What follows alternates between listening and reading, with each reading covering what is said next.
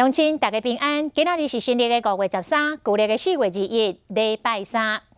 苗栗市一个妈妈骑乌倒摆载3个囡仔要去学校，被一台要回转的轿车弄到，母仔囝4个摔伫咧涂骹，这个妈妈是倒拍死死混混去。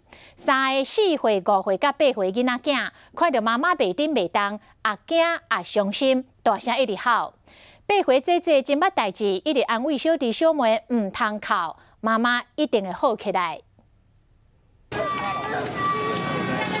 有日人拍地涂骹袂叮当，伊的3个囡仔徛伫路边一直喊。3个囡仔分别是4岁、5岁、8岁。弟弟甲妹妹因为摔车面拢流血，看到妈妈袂叮当，拢真惊。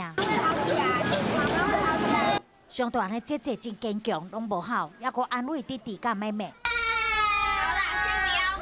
先不要哭，妈妈会好，妈妈会好，我一定有妈妈好，妈妈一定会好。这场车祸发生伫苗栗市，富人骑机车载3名儿女去上课，大路口转弯了后，就甲红色轿车相撞。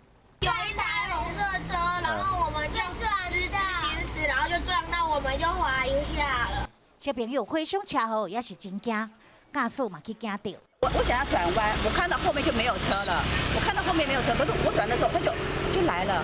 警方初步调查，发生车祸的路段是上黄线，红色轿车并个回转，有的人骑机车载3个囡仔已经是超载，一先开罚300到600。